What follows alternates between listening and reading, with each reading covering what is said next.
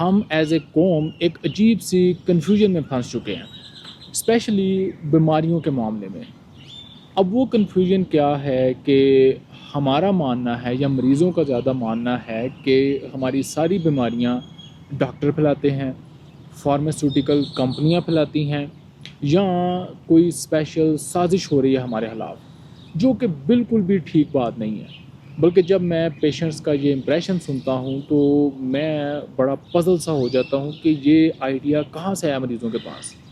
आज के एपिसोड में मैं आपको बताऊंगा कि हमारी असल बीमारियों की जड़ कहाँ है और वो कौन सी जगह है जहाँ से ये बीमारियाँ सारी निकलती हैं, और कैसे हम उस जगह को बीमारियों की ओरिजिन की बजाय एक हीलिंग सेंटर बना सकते हैं। अस्सलाम वालेकुम, doctor Awais Zaka from expert cancer clinic of Lahore. आज एक बाहर वाले स्टूडियो से कुछ चॉइस के मौजू के हिसाब से। जब भी आपको भूख लगती है, आप खाना खाते हैं, जैसा कि इस तस्वीर में आप मेरा देख सकते हैं, तो हम कोई चॉइस करते हैं कि मेरे पास क्या ऑप्शंस अवेलेबल हैं और उस मेन्यू में से, उन ऑप्शंस में से मैं क्या खाऊंगा। मैंने ये चूज़ किया जो कि एक अच्छी चॉइस ना निकली, लेकिन हम इन चॉइसेस को अच्छा भी बना सकते हैं। अब ये सारा करना धरना होता है हमारे घरों के मामले में, डाइनिंग रूम में और ड्राइंग रूम में। अच्छा, लेकिन उसमें जाने से पहले हम चलते हैं कि एक बड़ी कन्वेंशनल विज़डम है और साइंस भी यही कहती है कि हमारी जो मेटाबॉलिज्म या ज़िंदगी का बड़ा हिस्सा है वो डिटरमिन होता है 80% तकरीबन हमारी खुराक से। उसका मतलब ये होता है कि खुराक की वजह से हम अपनी ज़हनी, जिस्मानी और मेटाबॉलिक बीमारियां या ख़राबियां जो कर सकते हैं वो 80% होती हैं, और जो बाकी सारी हमारी लाइफस्टाइल चॉइसेस होती हैं वो सिर्फ तकरीबन 20% कोई डिफरेंस क्रिएट कर सकती हैं। वो इसलिए कि फॉर एग्ज़ाम्पल अगर आप अनहेल्दी खुराक खाते हैं और उसमें इतनी कैलोरीज होती हैं कि उस खुराक को आप अनडू नहीं कर सकते किसी भी अदर हेल्दी लाइफस्टाइल चॉइस के साथ, यानी कि एक्सरसाइज के साथ। अब आप ये नहीं कह सकते कि मैं जंक फूड खाऊंगा, मैंने 6000 कैलोरीज खा ली हैं खराब वाली, अब मैं इतनी ही एक्सरसाइज कर लूँगा, मैं ज़्यादा सो लूँगा, मैं थोड़ा स्ट्रेस मैनेज कर लूँगा।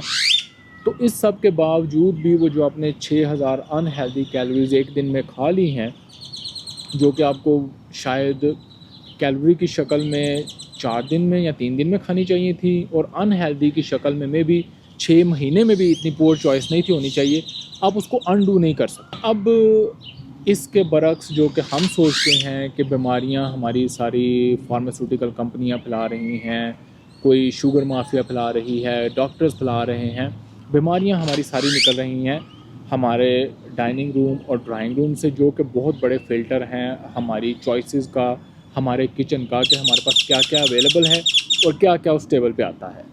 अब इसमें डाइनिंग रूम को आप डेली बेसिस पे शामिल कर लें। डाइनिंग रूम का मतलब है जहाँ भी आप घर में रोज़ाना बैठ के खाना खाते हैं, लाजमी नहीं कि वो वाला डाइनिंग रूम जहाँ पे मेहमान खाते हैं। और ड्राइंग रूम वो कमरा जिसको हम ले लेते हैं जहाँ पे कभी कभार मेहमान आकर खाते हैं।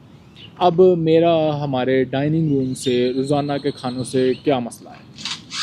वहाँ पे जो हमारी अनहेल्दी चॉइसेस हैं, अभी भी हमारे घरों में मॉडर्न लाइफ होने के बावजूद, जिसमें हमारा टगे का काम नहीं है, टगे की फ़िज़िकल एक्टिविटी नहीं है, 3 टाइम हम कार्बोहाइड्रेट्स खा रहे हैं। फिर हमारे ऑयल की चॉइसेस बड़ी अनहेल्दी हैं। फिर उसके बाद इन सब चीज़ों की वजह से हमारी हेल्दी चीज़ों की जगह नहीं बचती, यानी कि हमारे पास सलाद की जगह बहुत कम है, हमारे पास healthy nuts, seeds, vegetables, fruits, उनकी जगह बहुत कम है, और ज़्यादा जगह घेर ली हुई है इन अनहेल्दी चॉइसेस ने, दोनों फाइनेंशियल इश्यूज़ की वजह से भी और हमारी लैक ऑफ एजुकेशन की वजह से भी। अब इसको हम चेंज कर सकते हैं, जो कि हम एपिसोड के सेकंड पार्ट में करते हैं। और ये सारी अनहेल्दी चॉइसेस डेली बेसिस पे हमारी सेहत को ख़राब कर रही हैं, हमें नंबर 1 डायबिटीज़ कैपिटल बना रही हैं पूरी दुनिया का, पाकिस्तान को। फिर हमारे पास आ जाता है हमारा ड्राइंग रूम। अब ड्राइंग रूम भी कोई इससे कम नहीं है। बेशक ड्राइंग रूम में हम कभी कभार हफ्ते में एक बार, महीने में 2 बार में अपने मेहमानों के साथ बैठते हैं, लेकिन उस ड्राइंग रूम के खाने में भी जो हमारी चॉइसेस हैं वो डेली रूटीन से भी 10 गुना अनहेल्दी हैं। उसमें बेतहाशा ऑयली खाने, मुर्ग मुसल्लम, प्रोटीन की उस दिन ज़्यादती, बल्कि प्रोटीन के साथ पूरी ज़्यादती, उसका रेप, बकरे का, मुर्गे का, एवरीथिंग। फिर बेतहाशा हमारे स्वीट डिशेस आ जाती हैं, बेतहाशा मीठा, और अननेसेसरी अमाउंट में हम उस दिन खाएंगे। तो उस एक दिन में, एक सिटिंग में, वो अगर आपने पूरे हफ्ते 2 हफ्ते की कोई परहेज़ की है, कोई अपने खाने को बेहतर किया है, तो वो आप उस एक सिटिंग में सारा अनडू कर देते हैं, डिस्ट्रॉय कर देते हैं अपनी मेहनत को, अपने हेल्दी लाइफस्टाइल को। अब हम चलते हैं कि हम इन्हीं 2 जगहों को, जो कि हमारे लिए डिज़ास्टर बन चुकी हैं, हम इनको हीलिंग सेंटर बना सकते हैं।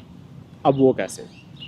वो इस तरह के डेली जो हमारा डाइनिंग रूम है, जहाँ पे हमने बैठ के खाना खाना है, वहाँ पे सबसे पहले तो एक हेल्दी डिस्कशन स्टार्ट होनी चाहिए।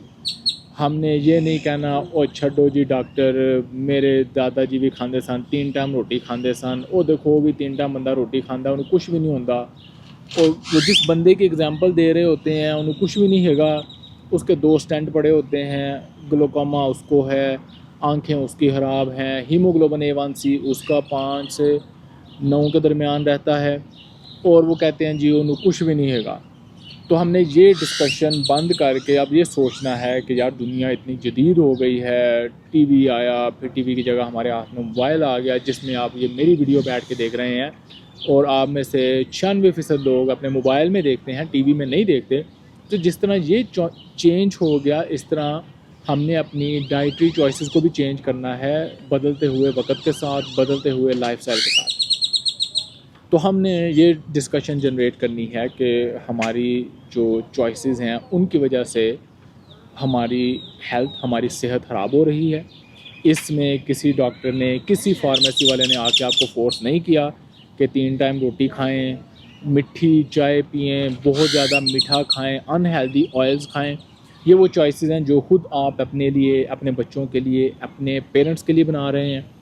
फिर आपने इनको बेहतर करने का सोचना है कि यार हम इसको बेहतर कैसे कर सकते हैं, क्या एक्चुअली हेल्दी खाना होना चाहिए एक यंग एज बंदे के लिए, मिडिल एज बंदे के लिए, लेट एज बंदे के लिए, कौन से ऑयल्स हैं जो हेल्दी हैं, और ये चीज़ें आपने बीमार होने से पहले करनी हैं। और अगर आप बीमार हैं और आप इस तरह की वीडियो लर्निंग कर रहे हैं, तो आपने बाकी हेल्दी वालों को भी बताना है कि बेटा या भाई, मैं देखो ये अनहेल्दी चॉइसेस करके इस स्टेज पे पहुंच गया, तो आपने अभी से इसको चेंज करना शुरू करना है।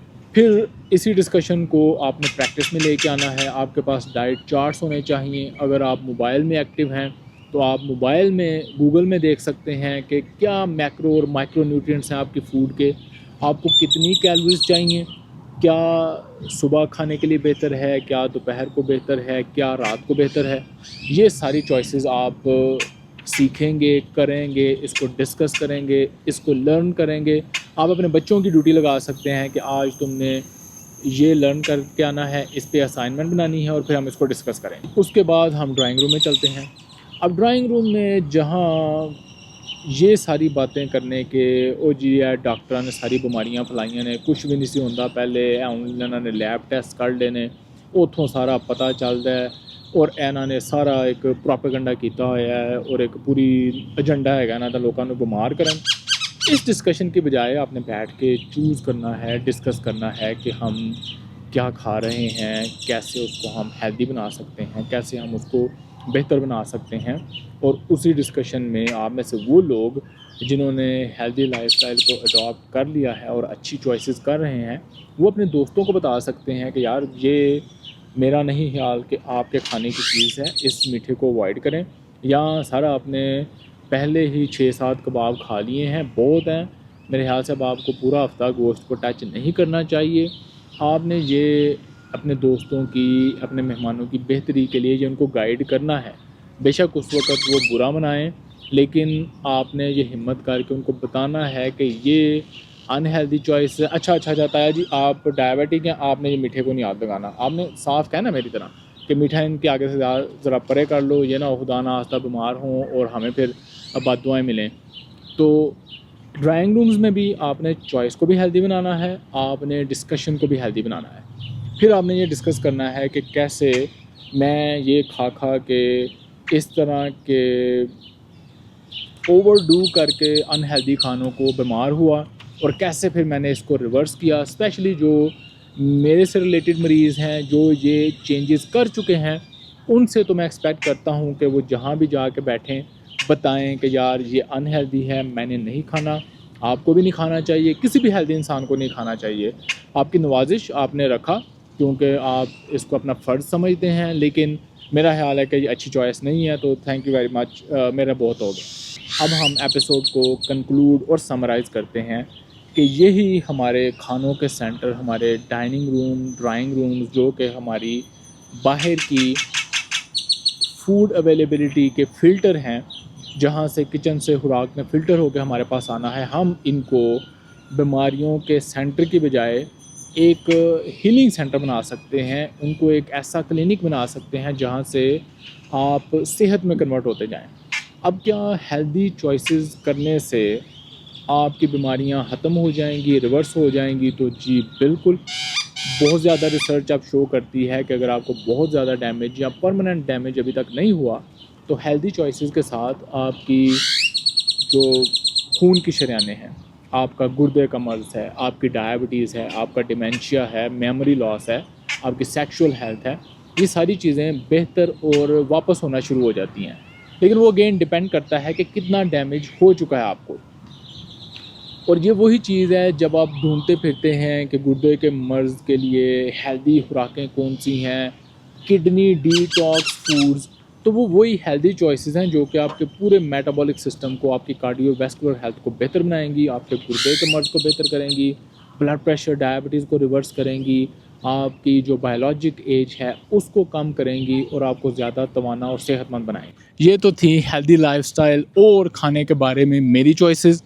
आप अपना खाना कैसे चूज़ करते हैं? क्या आप अपने लाइफस्टाइल में हेल्दी खानों को, हेल्दी चॉइसेस को लेके आ चुके हैं या नहीं? या आप क्या चेंजेस करना चाहेंगे जिससे आपके खाने में बेहतरी हो, आपकी सेहत बेहतर हो, आपकी डायबिटीज़, ब्लड प्रेशर और बाकी अमराज जो हैं वो बेहतर से बेहतर होते जाएँ? मुलाकात होगी अगले एपिसोड में। अल्लाह हाफ़िज़।